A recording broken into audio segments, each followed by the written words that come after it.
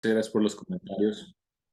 Em, sí, pues continuando con el tema, vamos a retomar ahí mismo donde nos quedamos. Vamos a Mateo, capítulo 11, y vemos que dice en el verso 17. Lo voy a repetir solamente para retomar donde nos quedamos. Dice Jesús: todas las cosas me fueron entregadas por mi Padre, y nadie conoce al Hijo excepto el Padre, ni nadie conoce al Padre excepto el Hijo, y aquel a quien el Hijo personalmente escoja revelárselo.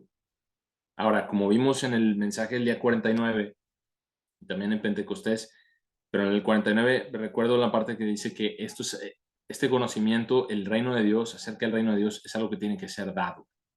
No es algo que nosotros descubrimos, no es algo que nosotros llegamos a conocer porque pues nos lo propusimos así, sino que tiene que ser dado. Y aquí dice, ¿quién es el que lo da? Dice, aquel quien el Hijo personalmente escoja revelárselo.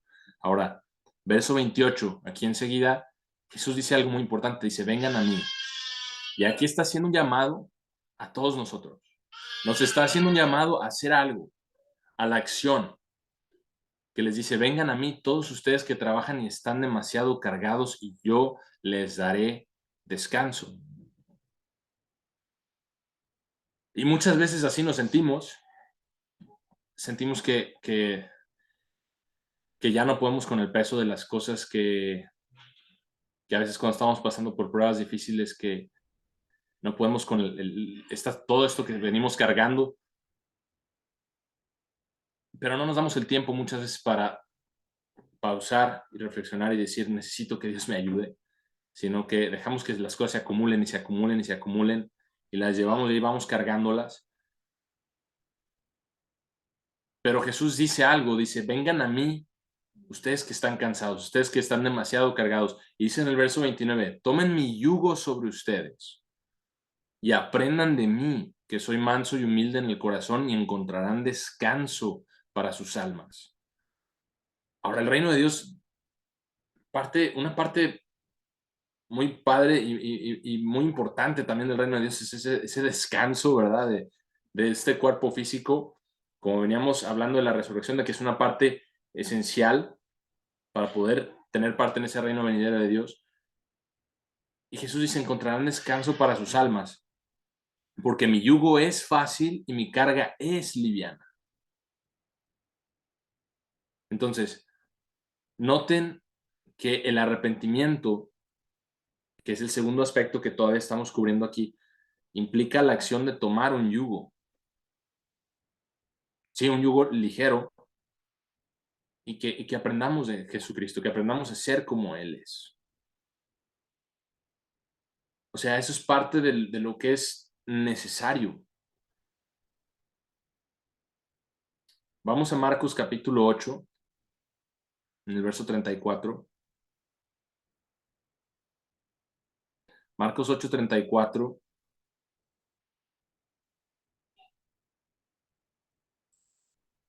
dice,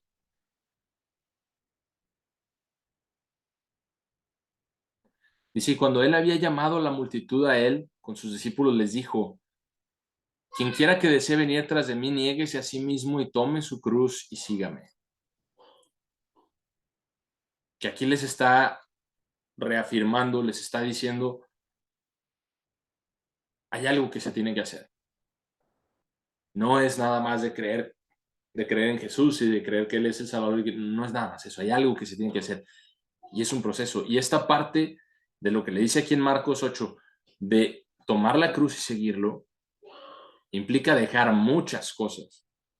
Muchas cosas. Verso 35 dice, porque quien quiera que desee salvar su vida, la perderá. Pero quien quiera que pierda su vida por amor a mí y al Evangelio, ¿sí? La salvará. Entonces, la tercera parte que veíamos es, arrepiéntanse y crean en el Evangelio. ¿Qué es creer en el Evangelio?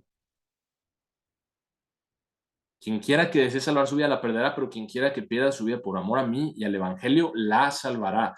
Porque, ¿qué aprovechará el hombre si gana el mundo entero y pierde su vida? ¿O qué dará un hombre a cambio por su vida? Porque quien quiera que se avergüence de mí y mis palabras en esta generación adúltera y pecaminosa, de él se avergonzará el Hijo de Hombre cuando venga en la gloria de su Padre con los santos ángeles. Ahora, esta descripción de esa generación es muy, yo creo que muy ad hoc a lo que es nuestra generación hoy. Esta generación adúltera y pecaminosa. ¿Sí? Entonces, aquí está todavía tocando el tema de qué es lo importante para nosotros.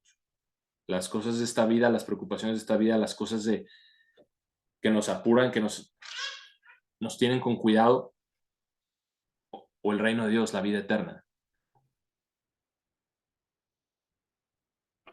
Vamos a Marcos 10, aquí un par de capítulos adelante, y aquí vamos a hacer un poquito más de énfasis en lo que venimos viendo. Marcos 10, en el verso 17. Marcos 10, 17, vamos a empezar a leer ahí, dice, y mientras él salía al camino, es decir, Jesús, uno vino corriendo y se arrodilló delante de él y le preguntó, Maestro bueno, ¿qué haré para heredar la vida eterna? Esta persona sabía que había una vida eterna, ¿verdad? Sabía que estaba esa promesa, sabía que... Pero le dice, Maestro bueno, ¿qué haré? Y Jesús le respondió, noten la respuesta, ¿por qué me llamas bueno? Nadie es bueno excepto uno, ese es Dios. Y aquí, como hemos estudiado en otras ocasiones, la razón por la que Jesús le dijo esto es porque él sabía que en la carne nadie es bueno. Nadie es bueno excepto uno y ese es Dios. Y le dice, conoces los mandamientos. No cometerán adulterio, no cometerán asesinato, no robarán, no darán en falso testimonio, no defraudarán, honren a su padre y a su madre. Y él respondió y le dijo, Maestro, he guardado todos estos desde mi juventud. O sea, ya todo esto lo he hecho, pero ¿qué debo de hacer para heredar la vida eterna? Y Jesús, mientras estaba mirándolo, dice aquí que lo amó y le dijo, hay una cosa que te falta. Ve y vende todo lo que tienes y da a los pobres y tendrás tesoro en el cielo y ven y recoge la cruz y sígueme. Si ustedes leen este relato en el Evangelio de Mateo, solamente dice y tendrás tesoro en el cielo y luego ven y sígueme. Aquí le dice, ven y recoge la cruz y sígueme. Y dice aquí que él estuvo muy triste al oír estas palabras y se fue afligido porque tenía muchas posesiones.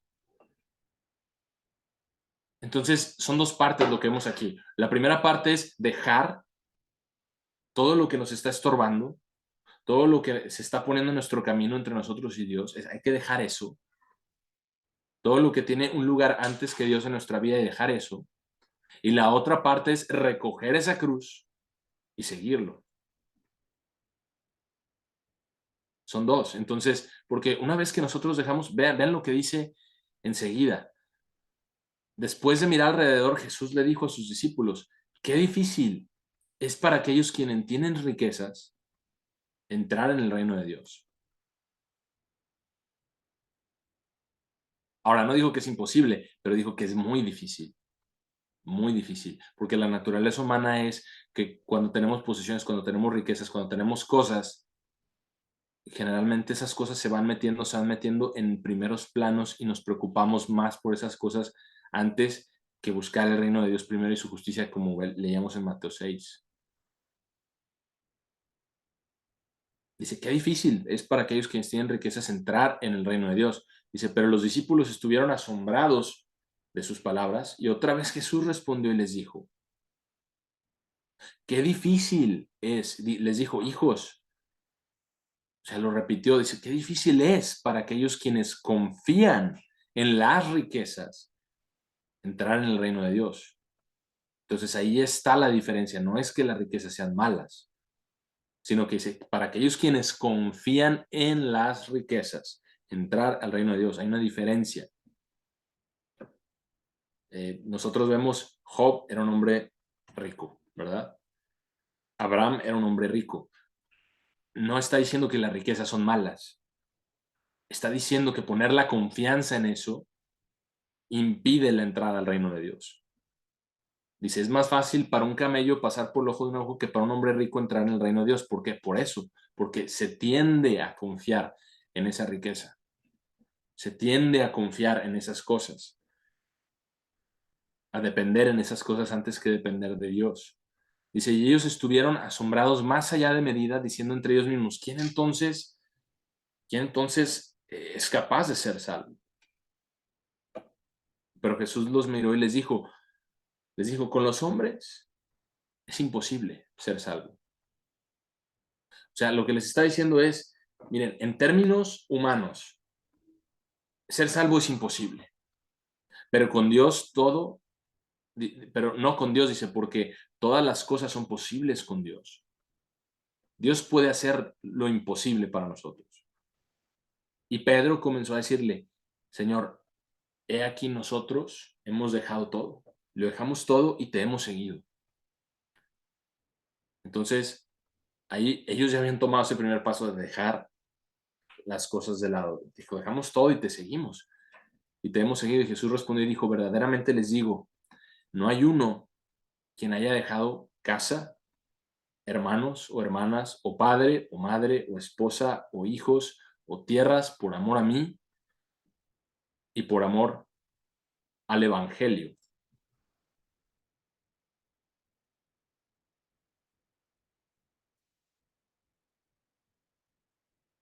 Dice aquí, creo que me faltó por ahí completar este verso. Estamos en Marcos 10, en el 29. Me voy a ir un poquito voy a volver a ese verso y dice aquí, no hay uno que haya dejado por amor al Evangelio quien no reciba 100 veces en este tiempo casas y hermanos y hermanas y madres e hijos y tierras con persecuciones, ojo lo que dice ahí, con persecuciones, y en la era que viene, vida eterna. Entonces, esto que está diciendo, no hay nadie que haya dejado atrás casa, hermanos, hermanas, o sea, las cosas físicas, ¿sí? Que no reciben este tiempo casas y hermanos. Obviamente no está refiriendo en términos físicos, sino que cada vez que nosotros vamos a una ciudad y nos hospedamos con un hermano, eso es parte de lo que se recibe por amor al Evangelio. Un hermano en la fe, hermanos en la fe, y madres e hijos y tierras también. Ahora dice, con persecuciones. Y en la era que viene la vida eterna. ¿Por qué dice aquí en el verso 30, con persecuciones? Porque es necesario que eso suceda para que podamos entrar al reino de Dios. Y vuelvo a repetirlo, no es que las cosas físicas sean malas, también se han recibido, aunque seamos parte de la iglesia de Dios, ¿verdad? Pero dentro de todo lo que estamos viendo aquí, dice, en la era que viene la vida eterna. Entonces hay un proceso aquí de lo que es lo que estamos viendo. Y esto nos deja bien claro, estas escrituras que acabamos de ver nos dejan bien claro que primero es necesario el arrepentimiento. Y primero es necesario dejar cargas, dejar cosas que nos están estorbando, que están impidiendo que podamos ir más allá. ¿Más allá de qué? De la letra de la ley. Más allá de la letra de la ley, porque si ustedes se fijan, este individuo que le dice, todo esto ya lo hice desde mi juventud, estos mandamientos que me estás diciendo yo ya los hice. Y Jesús no le dijo, no es cierto, dice que lo amó. Probablemente en la letra de la ley ya lo había hecho desde su juventud, posiblemente sí. Pero si no dejamos todas esas cosas, no vamos a ir más allá de la letra de la ley. Y si no vamos allá, más allá de la letra de la ley, entonces no estamos obedeciendo en el Espíritu. No estamos creyendo verdaderamente en el Evangelio, que es el tercer aspecto que vamos a analizar a continuación. Pero ven cómo todo esto se conecta. Si no dejamos esas cosas que nos están estorbando, no vamos a ir más allá. Esta persona ahí se quedó. O bueno, no sabemos, ¿verdad? ¿Quién sabe? A lo mejor se arrepintió y sí lo siguió. Eso ya no nos lo dice. Pero así como estaba, esta persona sí se quedó. Con las cosas físicas, con lo material, lo que este mundo nos está ofreciendo, nos ofrece.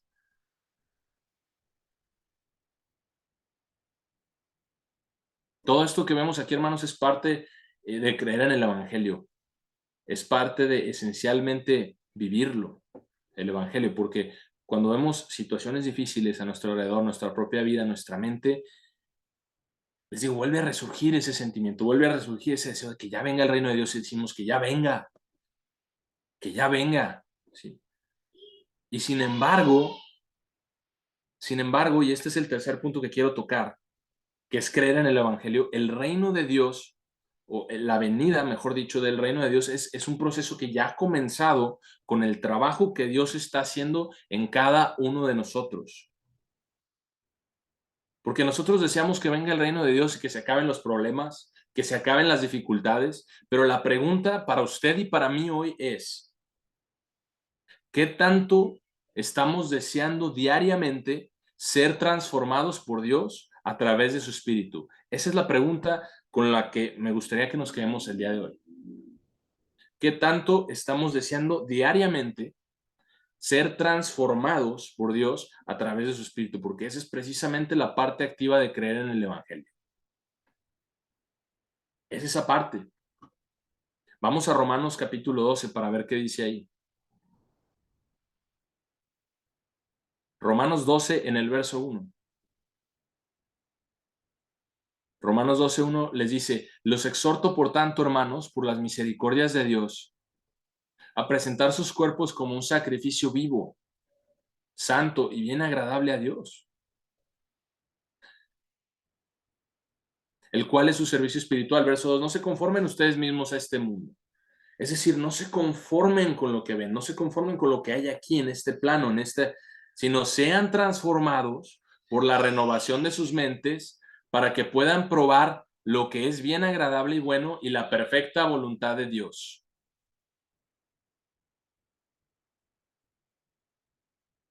O sea, nos está diciendo, sean transformados por la renovación de sus mentes para que puedan probar lo que es bien agradable y bueno y la perfecta voluntad de Dios. ¿Cuál es esa voluntad?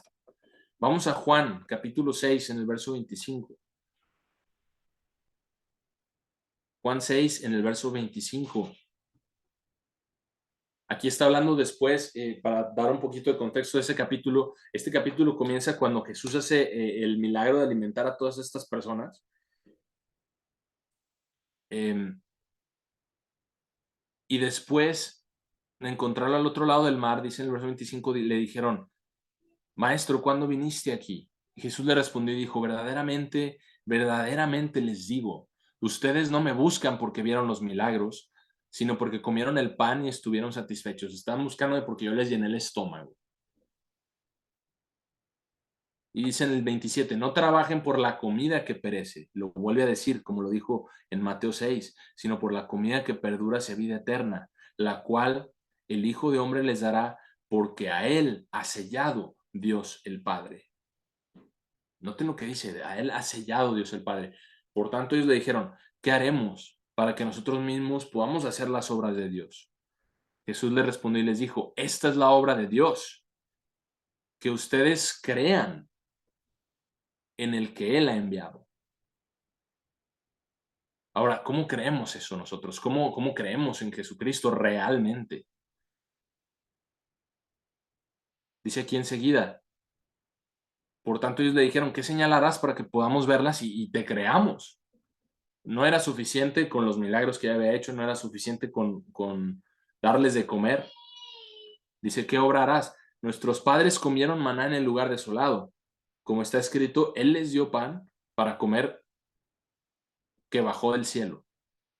Jesús les dijo entonces, verso 32, verdaderamente, verdaderamente les digo, Moisés no les dio el pan del cielo, sino mi Padre les da el verdadero pan del cielo. Porque el pan de Dios es quien baja del cielo y da vida al mundo. Está hablando de sí mismo. Por tanto, ellos le dijeron, Señor, danos ese pan.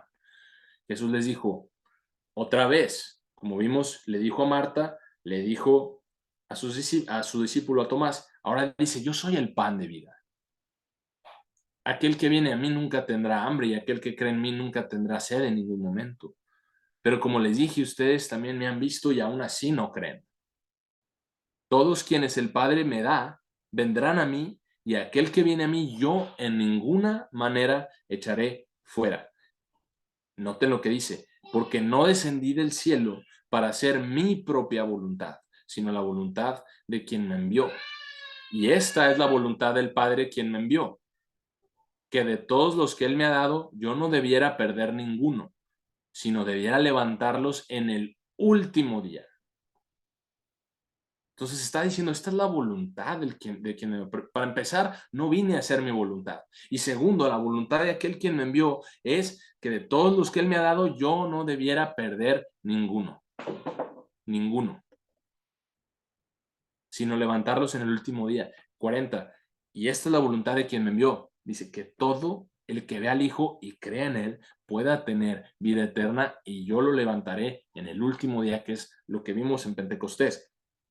Y hermanos, la única forma de que nosotros podamos entender esto es, como vimos en Romanos 12, en esos 2 versos, siendo transformados por la renovación de nuestra mente. Ahora, ¿creemos esto nosotros? Más aún lo deseamos, así como deseamos que venga el reino.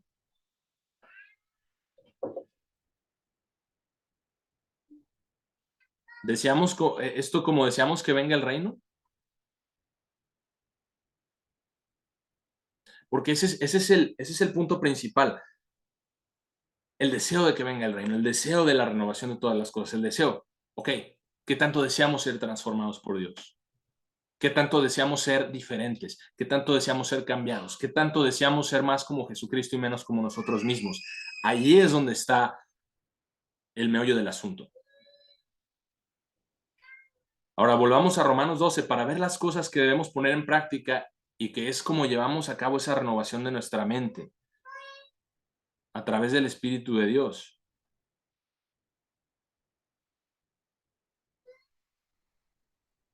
Romanos 12:2 dice, no se conformen ustedes mismos a este mundo, sino sean transformados por la renovación de sus mentes para que puedan probar lo que es bien agradable y bueno y la perfecta voluntad de Dios. Porque digo a través de la gracia que me fue dada a todo el que esté entre ustedes, no piense de sí mismo más altamente de lo que debería pensar, sino piense con mentalidad sana, como Dios ha dividido para cada uno una medida de fe. Porque incluso, verso 4, como tenemos muchos miembros en un cuerpo, pero todos los miembros no tienen la misma función, de la misma forma, nosotros siendo muchos, somos un cuerpo en Cristo y cada uno miembros del uno del otro. O sea, es lo que está diciendo aquí, que somos un cuerpo del cual Jesucristo es la cabeza. De la misma forma, dice verso 6, pero cada uno tiene diferentes dones de acuerdo a la gracia que nos fue dada. Si profecía, profeticemos de acuerdo a la medida de fe, o servicio, tendamos a servir, o aquel que esté enseñando tiende a enseñar, o aquel que esté animando que anime, el que esté dando que sea con generosidad, aquel que esté tomando la dirección que sea con diligencia. Y vemos todas estas cosas y llegamos al verso 9 que dice que el amor se hace sin hipocresía, aborreciendo lo que es malo y adhiriéndonos a lo que es bueno. Entonces esas son cosas que requieren una transformación. Nosotros por naturaleza nos adherimos a lo que es malo, nos adherimos a lo que nos dice nuestra carne, ¿sí?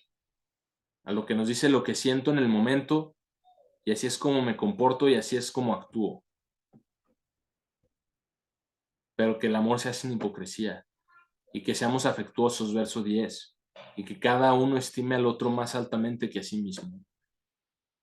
Y dice también el verso 11, no sean flojos en los negocios, y ahí es donde comprobamos que no es que las riquezas sean malas y que no es que el trabajar sea malo y que no sean flojos en los negocios, más bien seamos fervientes en espíritu y seamos oportunos en servir. Verso 11, dice, estén regocijándose en esperanza y sean pacientes en tribulación, porque dice, como dijo Jesucristo, que con persecuciones se nos darían dadas muchas cosas también, pero cuando eso venga, dice que debemos de ser pacientes y estén continuando firmemente en oración. Dice enseguida, contribuyan a las necesidades de los santos y esfuércense por ser hospitalarios. Bendigan a aquellos que los persiguen, bendigan y no maldigan. Regocíjense con aquellos que se regocijan y lloren con aquellos quienes lloran. Sean de la misma mente los unos hacia los otros y no pongan su mente en ambiciones elevadas. Más bien sean serviciales con aquellos de baja condición y no sean sabios a sus propios ojos, que es lo mismo que leemos en Proverbios 3. No seas sabio a tus propios ojos. Teme al Eterno y apártate del mal. Apártate del mal. Verso 17, no den a nadie mal por mal, sino estén preparados para hacer lo que es recto a la vista de todos los hombres. Si es posible, en cuanto esté de su parte, estén en paz con todos los hombres. Todo esto que nos viene diciendo aquí son muchas cosas que es bueno que las estemos leyendo y estudiando a detalle, porque a lo mejor en algunas, a lo mejor no batallamos tanto, pero en otras sí. Y si yo les pregunto, si yo me pongo en este contexto, si digo que cumplo con todas las cosas en esta lista que está aquí, me estoy engañando a mí mismo. Si decimos eso, nos estamos engañando a nosotros mismos, porque la verdad es que con algunas cosas se nos dan un poco más fácil, pero otras cosas hay que ponerle más esfuerzo, hay que poner más de nuestra parte y rendirnos más ante Dios, porque eso es lo que se requiere, rendirnos. Estas cosas que vienen aquí es creer en el Evangelio. Verso 19, amados, no se venguen ustedes mismos, más bien dejen esto a la ira de Dios, porque está escrito, la venganza es mía, yo recompensaré, dice el Señor. Por tanto, si tu enemigo está hambriento, aliméntalo, y si está sediento, dale bebida, porque al hacer esto estarás amontonando carbones de fuego sobre la cabeza de él. Y no es por el hecho de hacerlo y el hecho de que queramos que se sienta mal o se queme, sino que cuando nosotros le tendemos una mano a alguien que a lo mejor no nos trató de la misma forma, viene algo de eso, viene un resultado de eso, y a lo mejor Dios pueda trabajar con esa persona, nosotros no lo sabemos, pero es lo que nos corresponde hacer. No sean vencidos por el mal, verso 21, aquí lo resume todo. No sean vencidos por el mal, sino venzan el mal con el bien. Venzan el mal con el bien. De eso se trata Panes sin levadura, de deshacernos del mal y de poner el pan sin levadura entre nosotros, de poner a Cristo en nosotros. Eso es creer en el Evangelio. Esa es la verdadera creencia. Vamos a Efesios capítulo 3, en el verso 14, porque aquí Pablo también dice algo muy profundo y muy práctico que nosotros debemos de considerar. Y Pablo dice, por esta causa yo doblo mis rodillas al Padre de nuestro Señor Jesucristo, de quien la familia entera en el cielo y en la tierra es nombrada. Parte importante del reino de Dios es eso, la familia entera en el cielo. Nosotros somos creación de Dios, ¿sí? Todos nosotros que moramos aquí en la tierra, y cuando venga el reino de Dios, nosotros lo vimos en Pentecostés, cuando seamos presentados delante del Padre, Jesús mismo va a decir, Padre, he aquí yo y los que me has dado. Porque dijo su propósito. El propósito del Padre es que ninguno de los que me dio se pierda, ninguno va a perder, como un buen pastor que cuida las ovejas y que si una se va por ella, va por la que se fue y la regresa para que ninguna se pierda. Entonces dice que pueda otorgarles, verso 16, de acuerdo a la riqueza de su gloria, el ser fortalecidos con poder por su espíritu en el hombre interior. Otra vez la pregunta, qué tanto deseamos nosotros ser cambiados en ese hombre interior? Que Cristo pueda morar en sus corazones por fe, verso 17, y que siendo arraigados y cimentados, es decir, que no se mueva de ahí, que esté bien agarrado. Dice, ustedes puedan ser completamente capaces de comprender con todos los altos cuál es la anchura y la longitud y la profundidad y altura de ese amor, de ese llamamiento, de esa fe, y de conocer el amor de Cristo, el cual sobrepasa el conocimiento humano, para que puedan ser llenados con la plenitud de Dios.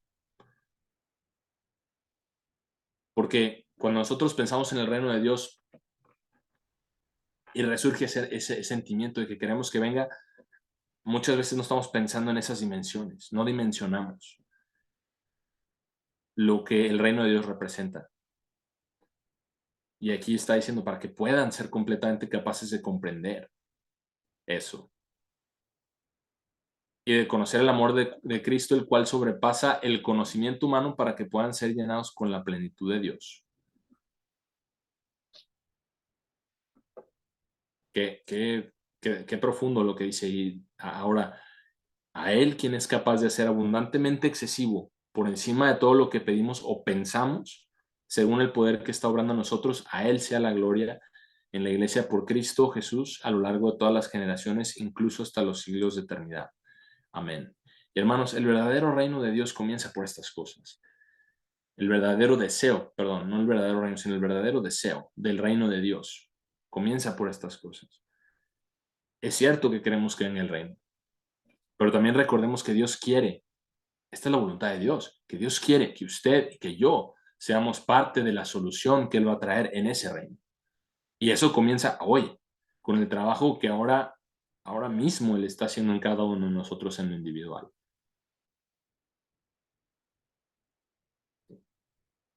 Entonces vamos a Filipenses capítulo 2 ya para ir concluyendo. Filipenses 2 y en el verso 1.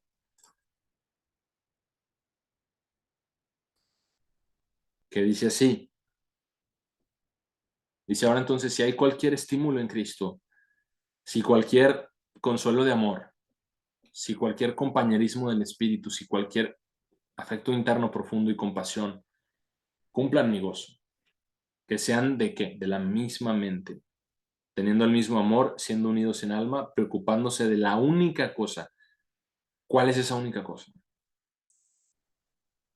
La obra que Él está haciendo en nosotros hoy, que seamos transformados en su semejanza verdadera, en la mente, porque el cuerpo físico va a ser deshecho, pero el espíritu es el que Dios preserva. Entonces dice, nada se ha hecho a través de contienda o vanagloria, sino en humildad, cada uno estimando a los otros sobre mí mismo, como leímos en Romanos. Cada uno ocúpese solo de sus propias cosas, no solo de sus propias cosas, perdón, sino también cada uno considere las cosas de los otros. Esté esta mente en ustedes, la cual estuvo también en Cristo Jesús. Esa única cosa. Dice, ¿quién, aunque existió en la forma de Dios, no lo consideró robo ser igual con Dios, sino se vació a sí mismo y fue hecho en la semejanza de hombre y tomó la forma de un siervo? Esa forma de siervo, hermanos, es la que tenemos ahora. Así fuimos creados. Y habiéndose encontrado en la forma de hombre, se humilló a sí mismo y llegó a ser obediente hasta la muerte, incluso la muerte de la cruz. No cualquier muerte. Por tanto, Dios también lo ha exaltado altamente y ha otorgado sobre él un nombre, el cual está sobre todo nombre. Que en el nombre de Jesús toda rodilla se doble, de seres en el cielo y la tierra y abajo de la tierra, y bajo la tierra, y toda lengua confiese que Jesucristo es Señor, para la gloria de Dios el Padre. Como lo vemos explicando, no solamente confesarlo. Esa confesión de la que está hablando aquí es la verdadera creencia, el haber vivido, el haber sido transformados, el haber pasado por este proceso. Así entonces, amados míos, incluso como ustedes siempre han obedecido, no como en mi presencia solamente, sino ahora mucho más en mi ausencia, noten lo que dice ahí. Se trabajen su propia salvación con temor y temblor. Trabajen. Eso es lo que se requiere. Eso es lo que se requiere para que podamos llegar al reino de Dios, para que el reino de Dios, para que podamos estar ahí un día.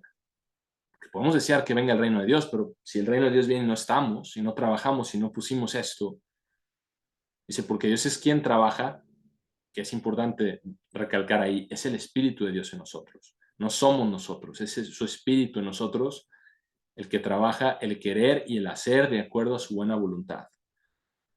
Y nos da consejo práctico, hagan las cosas sin quejas ni disputas, para que puedan ser irreprochables y sin ofensa, hijos inocentes de Dios en medio de una generación torcida y pervertida, entre quienes ustedes brillan como luces en el mundo.